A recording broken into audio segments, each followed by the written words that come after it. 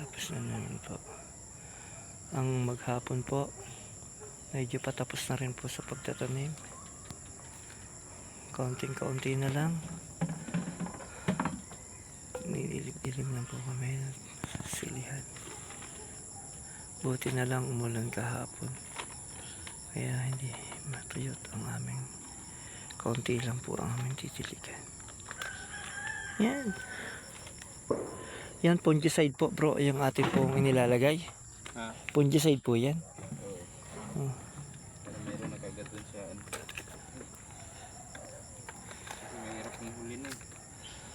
Oh, ang ugali pa naman ng punggos na brad pag yung bulaklak na marami ng bunga, malalanta na. Meron nga dyan eh.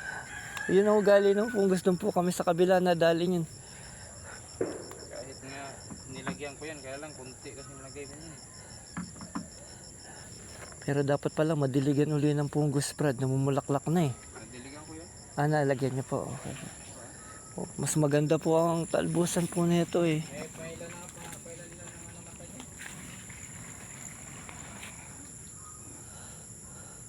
Sa bagay,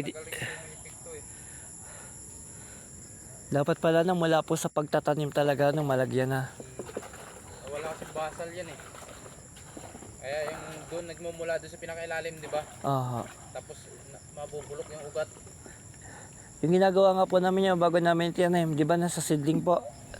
Pinagawa po sa amin ni Brad Oni na sinasawsaw po namin sa ano? Yan ang ginagawa ko to, di ba? Hindi ko muna tinatabunan. Opo. Yung dinidilig ko, may fungus, may patawa na yun. Ganun Yung yun. conditioner na kompleto na yan.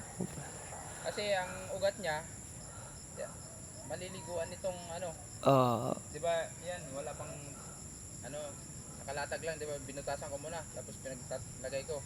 Kaya nagtimpla ko nito. Gawa ko to pandilig.